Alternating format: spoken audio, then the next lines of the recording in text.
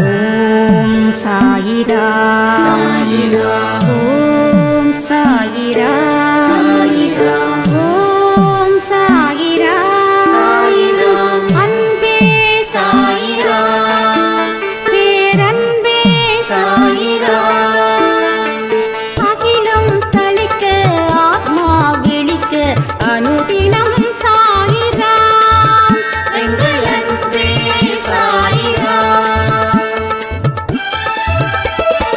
ஒன்றே இறைவன் ஒன்றே பூமிக்கென்றும் சாயிரா சரணம் சாயிரா நன்றே செய்து வாழ்வோம் நாம் ஒன்றே செய்து வாழ்வோம் அன்பே சாயிரா.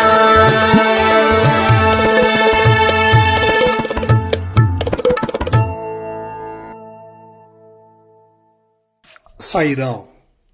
என் உயிரின் உயிரானவர்களே, தேவைகளை குறைச்சே ஆசைகளை குறைச்சே என் மனதை கட்டுப்படுத்தி சாயப்பா கிட்ட நிற்கக்கூடிய ஒரு ஃபீலிங்ஸ் எனக்குள்ள வந்திருக்குது. ஒரு செய்திகளும் பலாப்பழம் போல இருக்குது. பலாப்பழம் மேல தோல் எப்படி இருக்கும், ஆனா அதை உரிச்சா எவ்வளவு சுவையா இருக்கும். அது போலதான் அன்பேசாயோட ஒவ்வொரு பதிவுகளும் அப்படிப்பட்டதாக இருக்குது. வாழ்க்கையை மாற்றி அமைக்கக்கூடிய சக்தி ஒவ்வொரு பதிவிலையும் இருக்குது. கடவுளை நம்பி இருக்கிறவங்களுக்கு ஒரு பெரிய அற்புதம் காத்துக்கிட்டு இருக்குது அப்படின்னு ஒரு சாய்ராமுடைய பதிவு. இதுல தெரிஞ்சுக்க வேண்டிய விஷயங்கள் என்ன அப்படின்னு கேட்டீங்கன்னா,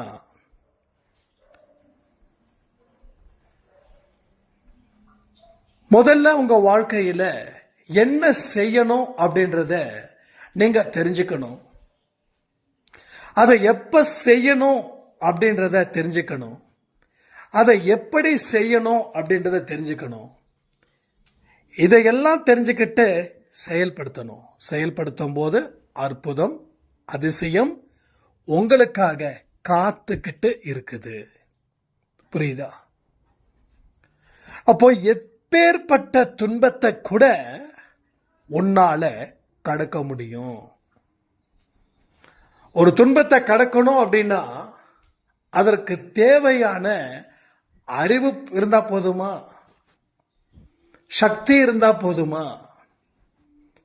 கடவுளுடைய அனுக்கிரகம் தேவையில்லையா? இதுதான் இன்னைக்கு 12 மணிக்கு கொடுத்த பதிவோ இல்ல 10 மணிக்கே கொடுத்த பதிவோ சரி ஞாபகம் இல்லை, நான் சொல்லியிருக்கேன். அதுல திறமை இருந்தவும் தோத்தவன் ஜாஸ்தி, அறிவு இருந்தும் தோத்தவன் ஜாஸ்தி, சக்தி இருந்தும் தோத்தவன் ஜாஸ்தி. அப்போ இது எல்லாம் இருந்தும் கடவுளுடைய அருள் இல்லைன்னா உன்னால ஒரு அடியை கூட எடுத்து வைக்க முடியாது. அப்போ சாயப்பாவோட அருள் இங்க உங்களுக்கு இருந்தா நீங்க வச்சிட்டு இருக்கிற எல்லாமே சிறப்பானதா இருக்கும். என்கிட்ட ஒரு சாய்ராம் சொன்னாங்க, திறமை நிறைய இருக்குதுங்க, ஆனாலும் வாழ்க்கையில முன்னுக்கு வரவே முடியல அப்படின்னு. அவங்க கிட்ட ஒரு சில கேள்விகள் கேட்கும்போது அவங்க சொன்ன பதில் திருப்தியா இல்லை எனக்கு. ஏன்னா அவங்க சொன்ன பதில் எதுவுமே கடவுளுக்கு சொந்தமான பதிலா இல்லை. ஒரு மனுஷனுக்கு சொந்தமான பதில் வேற, கடவுளுக்கு சொந்தமான பதில் வேற. ரெண்டும் ஒன்று வட துருவம், இன்னொன்று தென் துருவம். ஸோ துருவங்கள் இப்படி இருக்கு. அப்போ பயணம் எப்படி இருக்கும் பார்த்துக்கோங்களேன். ஒரு மனுஷன் 2 பாதையில பயணம் செய்ய முடியாது. ஒன்று உன் பாதையில போ, இல்லை கடவுள் பாதையில போ. ஆனா ரெண்டு பாதையையும் ஒன்றா ஒரு பாதை உருவாக்கும். அது உன்னோட பாதையாகவும் இருக்கும், அதே நேரத்தில் கடவுள் பாதையாகவும் இருக்கும். அந்த பாதையில் போனாதான் உன்னோட திறமைக்கு வெளிச்சம் கிடைக்கும். இல்லைன்னா உன்னோட திறமை இருட்டு அறையிலே இருக்கும், யாருக்கும் தெரியாது. இருட்டு அறையில் யாருக்கோ தெரியுமா? தெரியாது. வெளிச்சத்துக்கு கொண்டு போனாதான் உங்களை பத்தி 4 பேர் தெரியும்.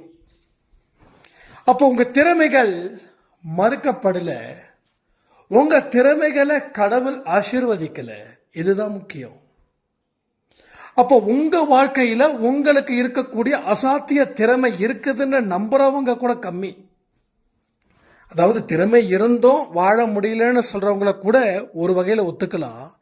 எனக்கு திறமையே இல்லைன்னு சொல்றவங்களும் நிறைய பேர் என்கிட்ட, எனக்கு என்ன திறமை இருக்குதுன்னே தெரியல. அப்போ இவங்க என்ன பண்றாங்கன்னா, எல்கேஜியில் இருந்து இவங்க வரணும். அதுக்கு தான் இந்த சாய் குரு சேனலை வச்சிருக்கோம். பரவாயில்ல, கத்துக்கோங்க. சில பேருக்கு ஒரு தடவை பாடம் எடுத்தா புரிஞ்சிடும், சில பேருக்கு 10 தடவை பாடம் எடுத்தாதான் புரியும். அதனால பிரச்சனை இல்லை. அதாவது தெரிஞ்சுக்காத விஷயத்த இப்ப தெரிஞ்சுக்கிறோம் போது சந்தோஷப்படுங்க. எல்லாரும் நம்மளை தாண்டி போறாங்களே அப்படின்னு ஃபீல் பண்ணாதீங்க. அப்படியும் ஃபீலிங் இங்க நிறைய நடந்திருக்குது, ஃபீலிங்ஸ் இருக்குது. இங்க நிறைய சாய்ராமுக்கு ஃபீலிங்ஸ் இருக்குது. எல்லாருக்கும் நடக்குது, எனக்கு நடக்கல. எஸ், நான் ஒத்துக்கிறேன். பட் அவங்களுடைய வேகம், அவங்க முயற்சி, அவங்க உழைப்பு, அவங்க கர்மா, அவங்க விதி, அவங்க சூழ்நிலை சாதகமா இருந்தது. அதனால கொஞ்சம் வேகமா வெற்றி அடைஞ்சாங்க. உங்களுக்கு கொஞ்சம் ஸ்லோவா இருக்குது, அவ்வளவுதான். ஸோ நடக்க வேண்டியது நிச்சயமா எல்லாருக்குமே நடக்கும். இங்க வந்திருக்கிற அத்தனை பேருக்கும் பரிசு பொருட்கள் உண்டு, அதை நம்பணும். எல்லாருக்கும் இருக்குது. முன்னாடி உட்காந்தவன் முன்னாடி வாங்கிட்டு போறான், பின்னாடி உட்காந்தவன் கொஞ்சம் லேட்டாக தான் ஆகும், எல்லாம் முடிச்சுட்டு வரணும்ல. அப்போ எல்லாமே நடக்கும் அப்படின்னு நம்புங்க. ஆனா சீக்கிரமா நடக்கலன்னு வருத்தப்படாதீங்க. நீங்க வருத்தப்பட்டீங்கன்னா நடக்க வேண்டியது நடக்காம போயிடும், இல்லாட்டி நடக்க கூடாதது நடந்துடும். இந்த 2 தான் ஒவ்வொரு மனுஷனுடைய வாழ்க்கையிலையும் நடந்துகிட்டு இருக்குது. ஒன்று, நடக்க வேண்டியது நடக்காமலே போகுது, இல்லை நடக்க கூடாதது நடந்துடுது. நடந்துச்சா இல்லையா உங்க லைஃப்ல? அவசரப்பட்டு நாம கலைக்கிறோம். ஒரு வீடை கட்டுறோம்,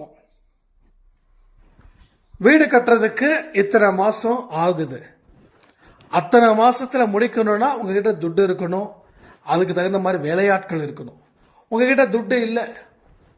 சில பேர், நிறைய பேர் நம்ம அன்பே சாயில பிரார்த்தனை வச்சிருக்காங்க. அவங்களுக்காக இப்போ இந்த நிமிடம் பிரார்த்தனை பண்றேன். யார் யாரெல்லாம் வீடு கட்டணும்னு நினைக்கிறீங்களோ கண்டிப்பா கடவுளோட ஆசீர்வாதத்தால அடுத்த வருஷத்துல அமைஞ்சே தீரும். யாரெல்லாம் பாதியில கட்டியிருக்க, இதை முடிக்க பணம் இல்லை அப்படின்னு சொல்றீங்களோ அவங்களுக்கும் பண உதவிகள் கண்டிப்பா அடுத்த வருஷத்துக்குள்ள கிடைக்கும். நீங்க அந்த வீட்டுக்கு அன்பே சாயின்னு நிச்சயமா பேரு வைப்பீங்க, நாமளும் வருவோம். அப்போ காசு இல்லை, சப்ஜெக்டுக்கு வர, அதோட முடிஞ்சது. சப்ஜெக்டுக்கு வர, அப்போ காசு இருக்க இருக்க கட்டுறோம். காசு இருக்கிறவன் 9 மாசமோ 10 மாசமோ 1 வருஷத்துல முடிச்சுட்டான். நம்ம 2 வருஷம் கொஞ்சம் கொஞ்சமா காசு சேர்த்து வச்சு கஷ்டம் கட்டுறோம். இப்போ பாதி கட்டியாச்சு, நம்ம இது பாதி கட்டல. கட்டினதை இடிச்சிடலாமா அப்படின்னு யாராவது இடிப்பாங்களா? சொல்லுங்க, யாராவது இடிப்பாங்களா? 1 வருஷத்துக்கு முன்னாடியே ஆரம்பித்தோம், இப்போ தான் காங்கிரீட்டே போட்டிருக்கோம். இந்நேரம் வந்திருக்கணும் வீட்டுக்கு, அழகாக பெயிண்ட் அடித்து, இங்கே ஹாலு, அங்கே டிவி, இங்கே வாஷிங் மிஷின் வைக்கலாம், 2 பெட்ரூமு, ஒரு 2 பசங்களுக்கு 2 பெட்ரூமு, அட்டாச்சு பாத்ரூமு, என்னென்னமோ கனவு பார்த்தோம். ஆனால் காங்கிரீட்டே இப்போ தான் போட்டிருக்கோம். நம்ம நினைச்ச அளவில் ஃபாஸ்ட்டாக இந்த வீடு கட்ட முடியலன்னு சொல்லி வீட்டை எடுக்கிறவன் அறிவாளியா முட்டாளா?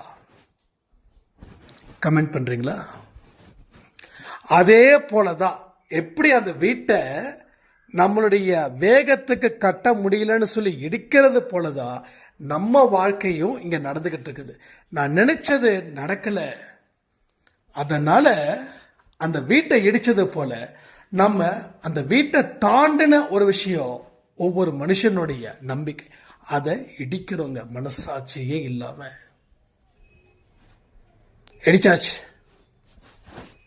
பெண்ணாகுது, மறுபடியும் கட்டணும். அப்போ 2 வருஷத்துக்கு முன்னாடி நான் வீட்டை வச்சுதான் அந்த நம்பிக்கை வச்சு பேசுறேன். அப்பப்ப நான் சொல்லிட்டே இருக்கேன், நல்லா புரிஞ்சுக்கோங்க. புரிஞ்சுக்கிறதுக்கு தான் இவ்வளவு தூரம் சொல்றேன். 2 வருஷத்துக்கு முன்னாடி கட்டுமான செலவு கம்மி, இப்ப இடிச்சாச்சு, மறுபடியும் காசு இருக்குது, மறுபடியும் கட்டுறோம். அன்னைக்கு 10 ரூபாய்க்கு வாங்கின பொருள் இன்னைக்கு 100 ரூபாய்க்கு விற்குது. மறுபடியும் கட்டுறோம், மறுபடியும் பாதி வரைக்கும் வருது, மறுபடியும் இடிக்கிறோம். இப்படிதான் நம்பிக்கையை பிரேக் பண்ணிக்கிட்டே இருக்கோம். சாய்ராம் சொன்னாங்க 2020 வரைக்கும் சூப்பராக இருந்ததுங்க, அதுக்கப்புறம் நிறைய என்னோட விஷயத்தில் நடக்கணும் அப்படின்னு சொல்லி நான் சாய்ப்பாவை வணங்கினேன். பட் எதுவுமே நடக்கலை. நான் மறுபடியும் அந்த நம்பிக்கையை இழந்துட்டேன். அப்போ ஏற்கனவே பெற்றதும் போயிடுச்சு. புரியுதா? வீட்டை கட்டுறது முடிக்க முடியலையேன்னு சொல்லி இடிக்கிறது, நம்பிக்கையை கட்டுறது நடக்கலையேன்னு சொல்லி நம்பிக்கையை உடைக்கிறது. அது முட்டாள்தனம்னா இது மட்டும் அறிவாளித்தனமா? அப்போ அது முட்டாள்தனம்னா இதுவும் முட்டாள்தனம் தான். ஸோ நாம இந்த முட்டாள்தனத்தை சிறப்பாக செஞ்சுக்கிட்டே இருக்கோம். நினைத்தது நடக்கலைன்னா நடக்காம போயிடுமா? ஒன்று நீங்க நினைச்சது நடக்கும், இல்லை நீங்க நினைச்சதை விட சூப்பராக ஒன்று நடக்கும். ஏன் அந்த நம்பிக்கை வர மாட்டேங்குது? அப்போ நீங்க நினைச்சது நடக்கல அப்படின்னா கடவுள் அதை தாண்டி ஒன்று உனக்கு கொடுக்க போறாருன்னு அவரே சொல்லியிருக்காரு. என்ன அவசரம்? எந்த ஊருக்கு ஃப்ளைட்டை பிடிக்க அவசரப்பட்டு இருக்கோன்னு தெரியலைங்க. எல்லாத்துலேயும் அவசரமா? எல்லாத்துலேயும் அவசரம். அவசரம் அவசியமா? இல்லை. அவசரம் அவசியமே இல்லை. அவசியமானதை மட்டும் செயல்படுத்தணும். பொறுமையோடு இருந்திருந்தீங்கன்னா உங்க நம்பிக்கை பிரேக் பண்ணாம அடுத்தடுத்த கட்டத்துக்கு நம்ம போய் அழகா சூப்பரா செம்மையா ஒரு வாழ்க்கை கிடைச்சிருக்குமே.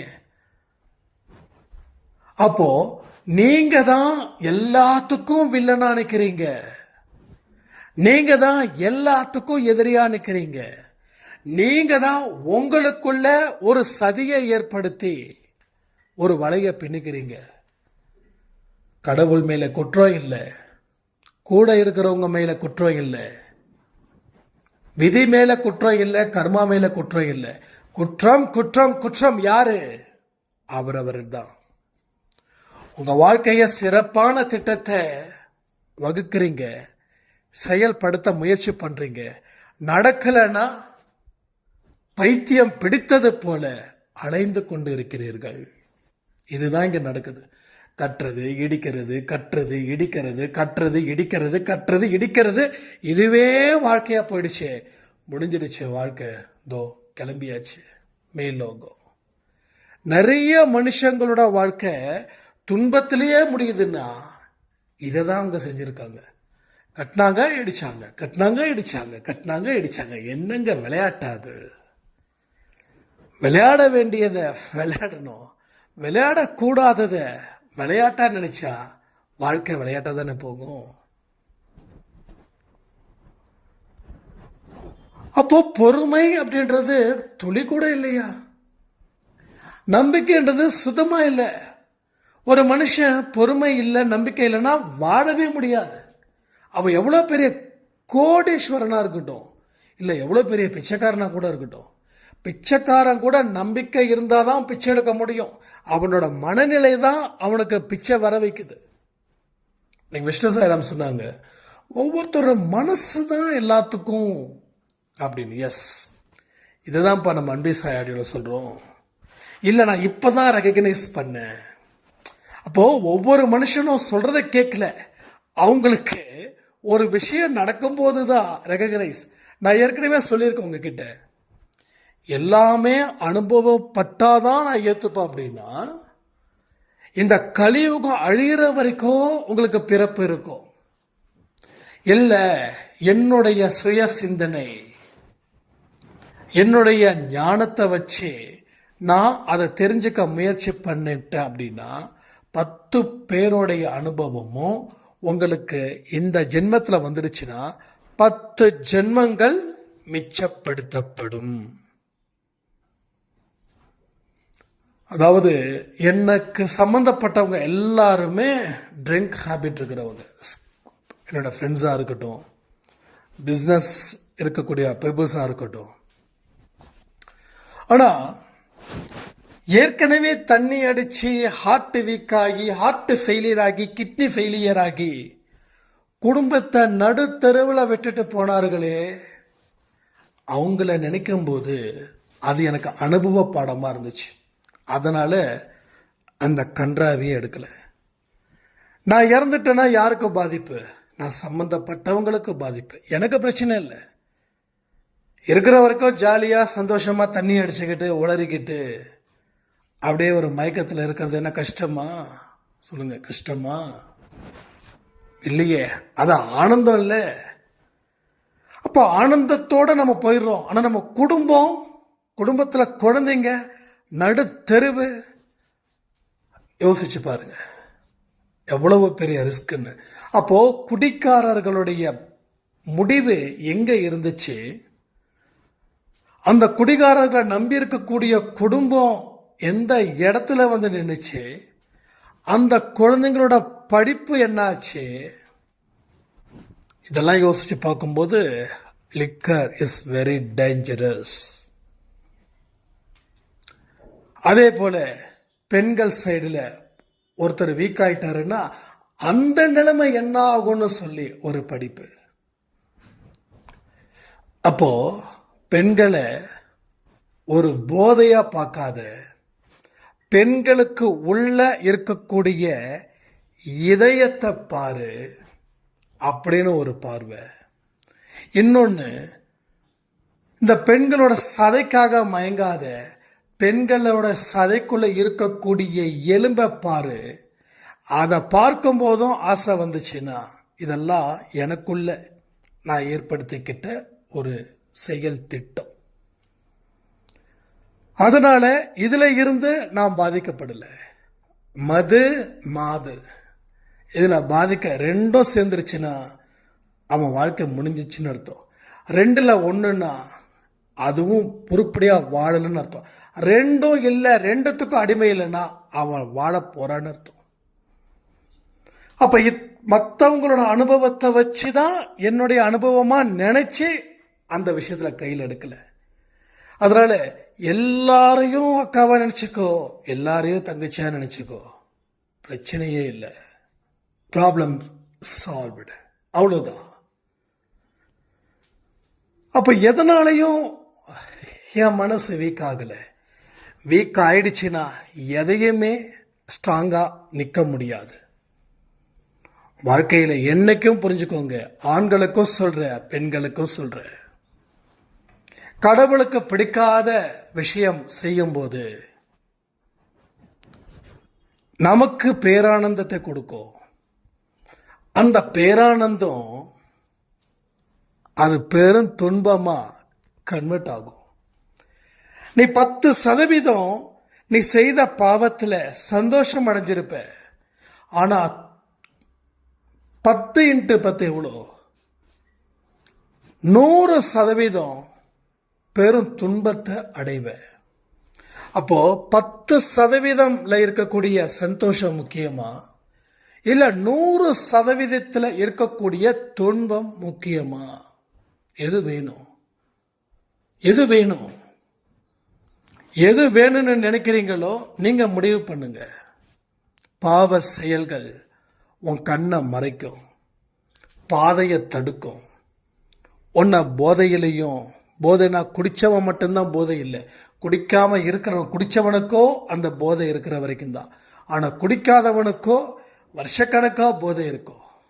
அதனால் குடித்தவங்களை மட்டும் நான் குறை சொல்லலை, குடிக்காதவங்களையும் தான் குறை சொல்லிட்டு இருக்கேன். எதுலேயுமே வீக் ஆகாமல் இரு, ஸ்ட்ராங்காக. அப்போ தான் நீ ஸ்ட்ராங்காக மாற முடியும். எதற்குமே நீ அடிமை ஆயிடாது. சில பேர் சொல்லுவாங்க, அன்புக்கு நான் அடிமை. எதுக்கும் அடிமை ஆயிடக்கூடாது. அன்புக்கு நான் அடிமை ஆயிட்டீங்கன்னு நீங்க சொன்னீங்கன்னா வம்புக்கும் நீங்க அடிமை ஆயிடுவீங்க. அளவு கடந்த அன்பு வைக்கிறது தப்பே இல்லை. ஆனா யாரு மேல நீங்க அன்பு வைக்கிறீங்களோ அவங்க ஒருவேளை உங்களை ஒதுக்குனாலும் வாழ முடியுமான்னு ஒரு கணம் சிந்திச்சு பார்த்து அதுக்கு அப்புறமா அன்பு வைங்க. வாழ முடியாதுன்னா அளவுக்கு அதிகமான அன்பை வைக்காதீங்க. வாழ முடியும்னா என்ன வேணாலும் வச்சுக்கோங்க, தப்பே கிடையாது. ஆனா பாவத்தின் பிறப்பிடமா அந்த அன்பு இருக்கக்கூடாது. நான் ரொம்ப டீட்டெயில்டா நான் சொல்ல முடியல, இன்டைரக்டா சொன்னா புரிஞ்சுக்கோங்க. ஏன்னா இன்னைக்கு உலகம் கெட்டதையெல்லாம் நல்லதா மாத்தக்கூடிய ஒரு கன்றாவிய செஞ்சுக்கிட்டு இருக்குது. அதுல அந்த கன்றாவித்தனத்துல இருந்து நம்மளை நாம பாதுகாத்துக்கணும். அந்த பாதுகாப்பு தான் நம்ம வாழ்க்கைய கரை சேர உதவும். இல்லைன்னா கரைக்கு போகாமலே பெரிய பெரிய மீனுக்கு இரையாயிடுவோம். மீனுக்கு இரையாயிடுச்சுன்னா நம்ம ஆன்மா என்ன ரொம்ப கடவுளுடைய இதில் போயிட்டு போதா? இல்லை, மீனுக்கு இரையாகிற அளவுக்கு நம்ம வாழ்க்கை இருக்குதுன்னா யோசிச்சு பாருங்க. இது எல்லாமே உங்களுக்கு முக்கியமான மெசேஜஸ். இதெல்லாம் எனக்கெல்லாம் அப்படிலாம் இல்லைன்னு நினைச்சுக்க வேண்டாம். அடுத்த ஜென்மம் இருக்குது.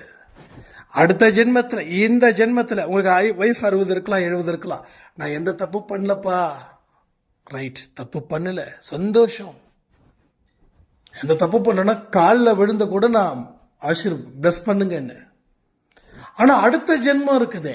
அப்ப இந்த ஜென்மத்தில் நல்லா உறுதிப்படுத்திட்டீங்கன்னா அடுத்த ஜென்மம் பாதுகாப்பு ஜாஸ்தியா இருக்கும்.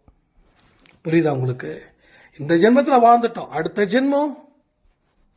அப்போ இன்னைக்கு ஒரு பதிவை நீங்க கேட்குறீங்க அப்படின்னா அந்த பதிவு ஆழ் மனசுல போகுதுன்றத வச்சுக்கலாம். ஆனா ஆன்மாக்குள்ளேயும் போகுது. அப்போ அடுத்த ஜென்மத்தில் இது தப்புன்னு சொல்ல வருது. அதாவது ஒரு கொலைக்காரனுக்கு கொலை பண்றதுல பெரிய விஷயமே கிடையாது, அவனுக்கு மனசாட்சியெல்லாம் இல்லை. ஆனா நமக்கு மனசாட்சி இருக்கே, அவனும் மனுஷன்தான், நாமளும் மனுஷன்தான். நமக்கு முன்னாடி அந்த கோழி அந்த சிக்கன் கடைக்கு போனா அந்த கோழியை கழுத்தா இருக்கும்போது அந்த துடிக்கும். சில பேர் சாப்பிட மாட்டாங்க. ஏன்? ஒரு உயிர் நம்மள மாதிரி அதுக்கும் உயிர் இருக்குது. என்ன, நமக்கு 6, அதுக்கு 5, அவ்வளவுதான். அப்போ இந்த ஜென்மத்தில் நீ என்னென்னலாம் நல்லத ஸ்ட்ராங்கா மனசுக்குள்ள வச்சிட்டு இருக்கியோ அடுத்த ஜென்மத்தில் அது உன்னை காக்கும். அப்ப இந்த ஜென்மத்தில் நான் ஒன்றும் செய்யல, ஓகேனா இன்னைக்கு இந்த ஜென்மத்தில் நீ நிறைய கஷ்டப்பட்டுட்ட. ஆனா அடுத்த ஜென்மத்தில் கடவுள் சந்தோஷத்தை அள்ளி கொடுப்பார். நீ சந்தோஷத்தில் மற்றவங்களை காயப்படுத்தியோ இல்லை பாவம் செய்தாலோ அடுத்த பிறவி மறுபடியும் பிறக்கணும், மறுபடியும் துன்பத்தில் இருந்து ஆரம்பமாகணும். இதுதான் நடைமுறையாகுது. அப்ப திட்டமிடுங்க, எப்படிப்பட்ட வாழ்க்கை வாழணும், என்ன செய்யணும், என்ன செய்யக்கூடாது, எது பாவம், எது புண்ணியம், கடவுளுக்கு எது பிடிக்கும். கடவுளுக்கு பிடிச்சதெல்லாம் நமக்கு பிடிச்சிடுச்சுன்னா நம்மளை எல்லாருக்கும் பிடிக்கும். கடவுளுக்கு நாம அடிமையா இருந்தா நாம யாருக்கும் அடிமையா இருக்க வேண்டிய அவசியம் இல்லை. கடவுளுக்கு நாம் அடிமையா இருக்கணும். கடவுளுக்கு பயப்பட்டா ஒரு மனுஷனுக்கு பயப்பட வேண்டிய அவசியமே இல்லை. கடவுளுக்கு பயப்படலைன்னா எல்லாருக்கும் பயப்படணும். கடவுளுக்கு அடிமையா இல்லைன்னா எல்லாருக்கும் அடிமையா இருக்கணும். இது எல்லாமே நான் சொல்லக்கூடியது உண்மைகள் தான். இதுல எதையுமே நான் அதிகப்படுத்தியோ குறைவாகவோ சொல்லவே இல்லை. இப்ப வரைக்கும் அதுதான் இங்க நடக்குது. இது எல்லாமே உங்க மனசுக்குள்ள வச்சுக்கோங்க. இது எல்லாமே மனசுக்குள்ள வச்சு அங்க இருந்து திட்டத்தை உருவாக்குங்கள். உருவாக்கின திட்டத்தை செயல்படுத்துங்க. செயல்படுத்தப்பட்ட விஷயத்தில் கிடைச்ச அனுபவத்தை வாழ்க்கையில் பயன்படுத்திக்கோங்க. வாழ்க்கையில் முன்னேறுங்க. உங்களை தடுக்க ஒருவனாலையும் முடியாது, எவனாலையும் முடியாது. எந்த கொம்பனாலையும் உங்களை சரிக்கவோ உங்களை வீழ்த்தவோ உங்களை துன்புறுத்தவோ உங்களை காயப்படுத்தவோ உங்க வெற்றியை தடுக்கவோ முடியாது. ஏன்னா இப்போ உங்க குடுமி கடவுளோட கையில. இப்போ உங்க குடுமி யாரோட கையில? உங்களுக்கு யாரோ ஒருத்தவங்க கையில உங்க குடுமி இருக்குது. அவங்க எப்படி ஆட்டுறாங்களோ அப்படி நீங்க ஆடுறீங்க. உங்க குடுமையை கடவுளோட கையில கொடுத்துருங்க. அப்ப நீங்க யாரும் உங்களை எதையுமே செய்ய முடியாது. நிச்சயமா சொல்றேன், ஒரு பெரிய பலம் உங்க கண்களில் இருந்து உங்க சொற்களில் இருந்து வெளிப்படும்.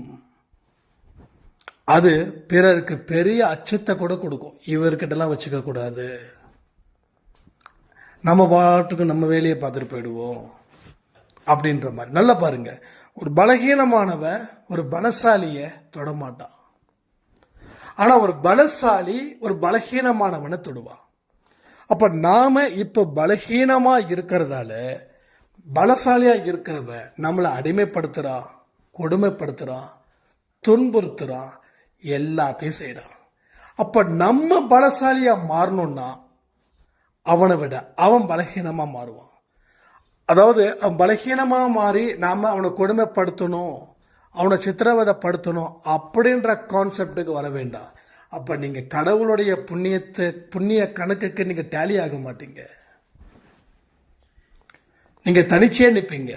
நிறைய பேருக்கு அப்படிதான். நான் பாரு, யார் தெரியுமா, நான் அவெல்லாம் பெருசாயிட்டேன்னா பலசாலி ஆயிட்டேன்னா உன்னெல்லாம் பாரு என்ன பண்றேன் பாரு, எனக்கு கிடைக்காமலா இருப்ப, கிடைச்சதுக்கு அப்புறம் பாரு அப்படின்ற மாதிரி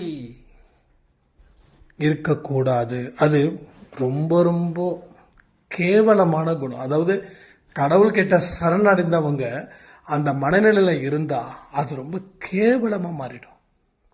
யாரையும் கொடுமைப்படுத்த வேண்டாம், யாரையும் அடிமைப்படுத்த வேண்டாம். உங்க வேலை என்னவோ அதை செய்யுங்க. பிடிச்சதுன்னு சொல்லுங்க, பிடிக்காதுன்னு சொல்லுங்க. பயப்படவே வேண்டாம். ஸ்ட்ராங்கா இருங்க, ரொம்ப ஸ்ட்ராங்கா இருங்க. உங்க போல்ட்னஸ், உங்க தைரியம், உங்க வாழ்க்கைய எதெல்லாம் கெடுத்ததோ அது எல்லாத்தையும் மீட்டு தரும். எதெல்லாம் இழந்தீங்களோ திரும்ப கிடைக்கும் உங்க கண்களுக்கு முன்னாடி. ஸோ பெரிய அற்புதத்தையும் அதிசயத்தையும் நீ காண்பாய். இந்த வார்த்தைக்கு நாம சொந்தக்காரர்களா இருக்க முயற்சி செய்வோம்னு சொல்லி இந்த பதிவை நான் முடிக்கிறேன். இரவு 10 மணிக்கு ப்ரேயர்ஸ் இருக்குது, மறக்காம அட்டென்ட் பண்ணுங்க. நம்ம வாழ்க்கையில் எல்லாமே சாதிக்கலாம். இது எல்லாமே சாயப்பாவுடைய அருளாலே இங்கே நடக்கும்னு சொல்லி இந்த பதிவை நான் முடிக்கிறேன். ஜெய் சாய்ராம்.